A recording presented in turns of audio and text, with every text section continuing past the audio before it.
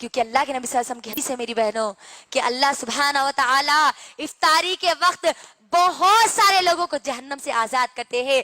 ये जन्नती औरत को फिक्र होती है कि अल्लाह उसको भी जहन्नम से आजाद कर दे और उसकी औलाद को, उसके शौहर को भी जहन्नम से आजाद कर दे।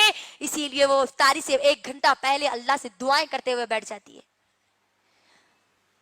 अपने इफ्तार की थालियों को सजाने के लिए या चिकन मटन बनाने के लिए या फिर मिर्ची भजिए पकोड़े बनाने के लिए अपने वक्त को ये बर्बाद नहीं करती। अल्लाह से खूब दुआएं करती है, रो रो कर गिड़गिड़ा कर अल्लाह से दुआएं करती है, क्योंकि अल्लाह सुब्हाना व तआला एक रोजेदार की इफ्तारी की जो वक्त जो दुआ की जाती है अल्लाह उस दुआ को कबूल करते हैं। ये जन्नती औरत अपने रमजान को ऐसे गुजारती है। मगरिब की नमाज पढ़ लिए, उसके बाद फौरी इशा की फिक्र होती है, इशा की नमाज पढ़ लिए, तरावी को अदा कर दिए, उसके बाद फिर वही सहरी की तैयारी में लग जाती है, सहरी की तैयारी करके वो सो जाती है। ये है मेरी बहनों एक जन्नती औरत का रमजान।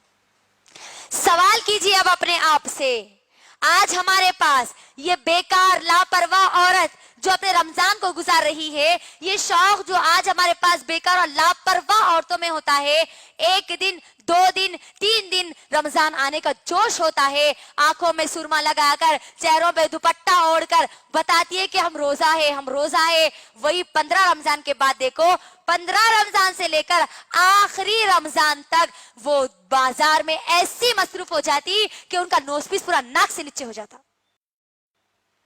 ऐसा हो जाता आज हमारे पास माहौल में।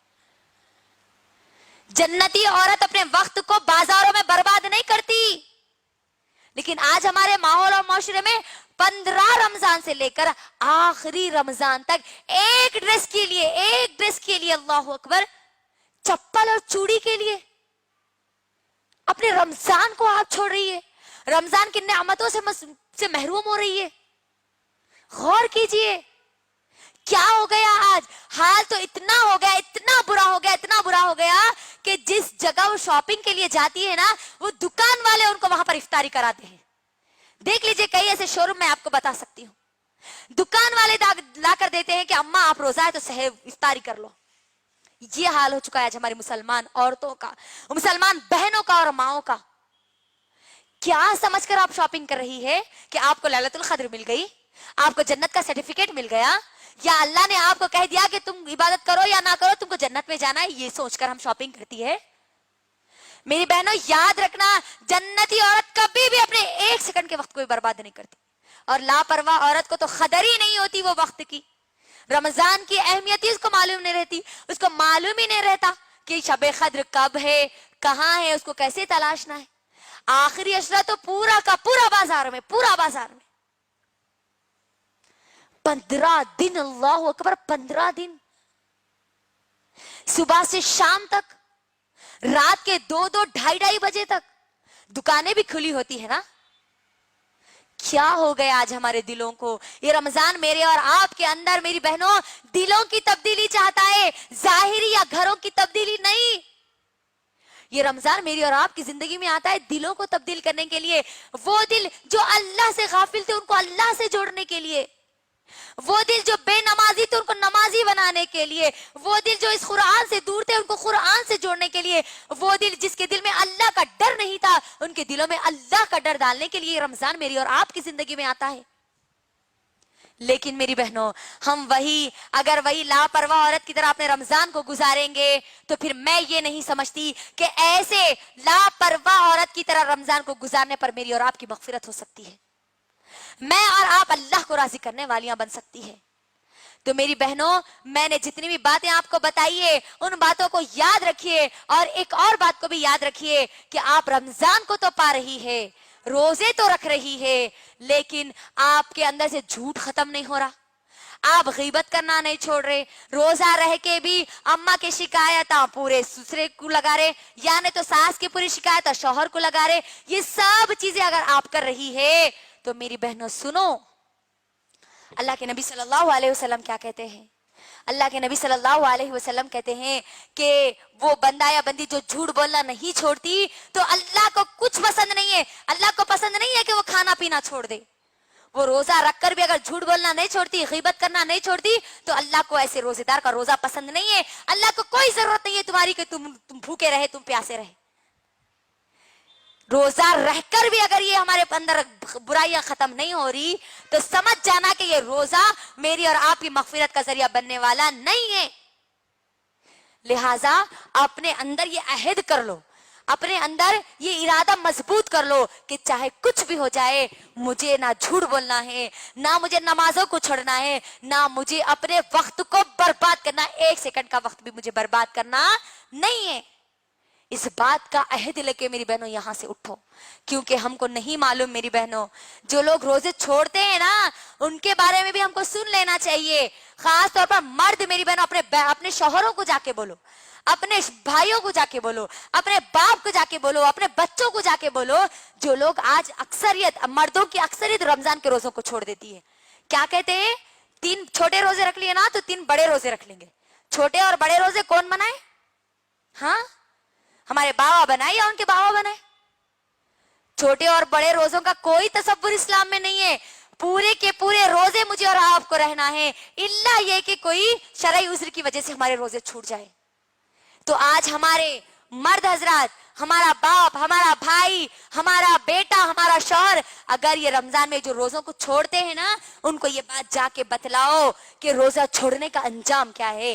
اللہ صحیح ابن حبان کی حدیث ہے, اللہ کے نبی صلی اللہ علیہ وسلم کہتے ہیں کہ اللہ کے نبی صلی اللہ علیہ وسلم ایک مرتبہ سوئے ہوئے تھے, 2 فرشتے آئے اللہ کے نبی صلی اللہ علیہ وسلم کو ایک بڑی دشوار پہاڑی پہ لے کے جاتے.